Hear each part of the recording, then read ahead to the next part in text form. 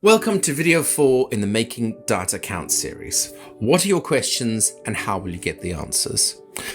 So far we've been thinking about getting the foundations in place, such as fit-for-purpose data. And now we turn our attention to what questions we want to ask and how we will get the answers from the data. So what is it that we are trying to understand? What questions are we trying to answer? Are we looking at the impact of change we've made? Are we looking for a snapshot in time? Are we looking at groups or types of people or processes, for example, the length of episodes of care? We need to get a specific question to know what data to interrogate. You may already have a question, perhaps you've been asked by someone else or a specific event has triggered the need to understand something more thoroughly, or you may have some initial thoughts about what you want to understand more about, but you haven't thought through the details. And if that's the case, there are various frameworks that exist that can help you to shape your question, depending on what it is you want to explore. These frameworks are often used to guide researchers in setting their research questions. They can also be very helpful for thinking through how you can use routinely collected data.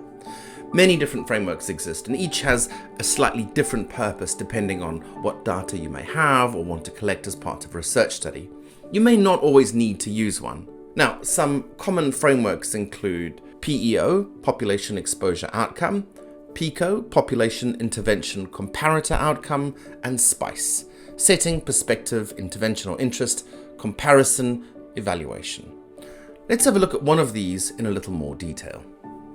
So PICO is a commonly used framework to develop clinical questions, but it can also be used for creating questions about your service delivery or provision. So population, that's the who, the people or service users that you want to focus on. This could also be, my service, my caseload, or another factor you're wanting to compare, for example, discharge codes. Intervention, what we did, the element or factor that you think might influence outcomes. This could be something that has happened or a change that you might make. Comparator, the element or factor that you can contrast your population with. You might want to compare with the national average or a group of service users who are not receiving treatment or a different kind of therapy. If we're just looking for a snapshot, we may not need this.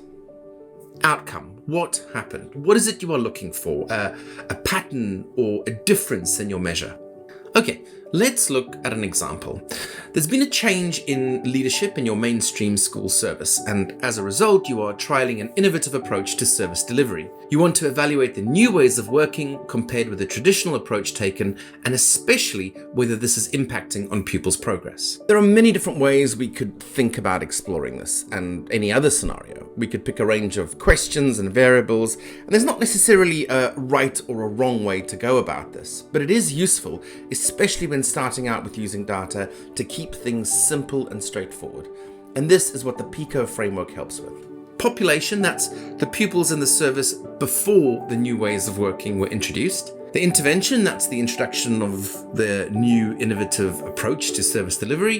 The comparator, that's the pupils in the service after the new ways of working were introduced.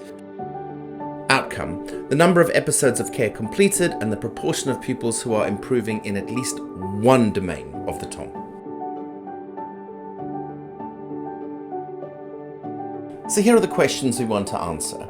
Is there a difference in the number of episodes of care completed in the service after the new ways of working have been introduced compared to before? And is there a difference in the proportion of pupils improving in at least one domain of the TOM before and after the change? So, what data do we need to answer these questions? So, the number of episodes of care during the year before the change and the year after, and the proportion of those improving in one or more domains of the TOM before and after the state. In this video, we've mostly focused on formulating a question, but once you have identified what you want to look into, it's worth considering how you're going to obtain the data you need. It could be route reports or clinical notes or other data like the census, and what support you might need, so business analysts, your quality improvement team, or RCSLT. And that brings us to the end of this video.